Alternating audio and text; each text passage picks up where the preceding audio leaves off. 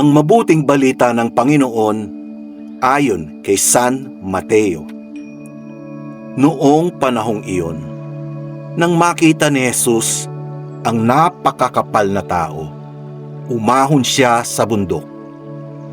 Pagkaupo niya'y lumapit ang kanyang mga alagad, at sila'y tinuruan niya ng ganito: mapalad ang mga aba na wala nang inaasahan kundi ang Diyos, sapagkat makakasama sila sa kanyang kaharian. Mapalad ang mga nahahapis, sapagkat aaliwin sila ng Diyos. Mapalad ang mga mapagkumbaba, sapagkat tatamuhin nila ang ipinangako ng Diyos. Mapalad ang mga nagmimithing makatupad sa kalooban ng Diyos, sapagkat ipagkakaloob sa kanila ang kanilang minimithi. Mapalad ang mga mahabagin, sapagkat kahahabagan sila ng Diyos.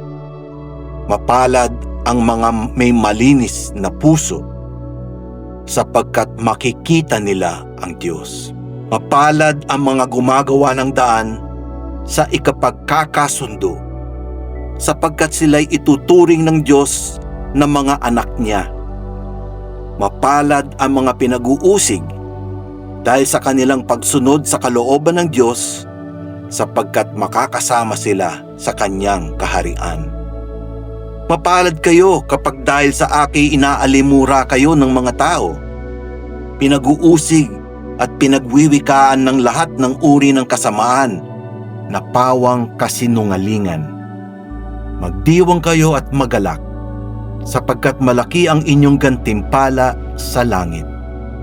Gayon din ang ginawa ng mga tao sa mga propetang nauna sa inyo. Mabuting balita ng Panginoon. Pinupuri ka namin, Panginoong Hesukristo. Mapalad ang mga aba na wala nang inaasahan kundi ang Diyos. Ang pagiging aba o mahirap ay hindi dapat tingnan bilang isang parusa o problema na dapat iwasan ng tao.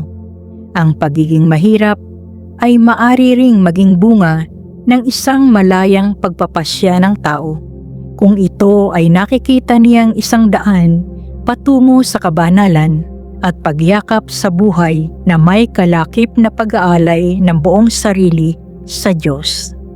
May mga taong literal na niyakap ang karukhaan, katulad ni San Francisco de Assis, sapagkat dito niya natagpuan ang daan patungo sa kanyang ikababanal.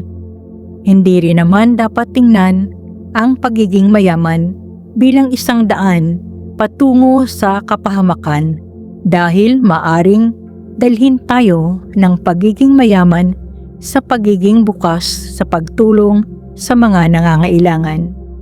Mangyayari lamang ito kung ang puso natin ay nakatali sa Diyos, na siyang itinuturing nating pinakamahalagang yaman natin sa ating buhay.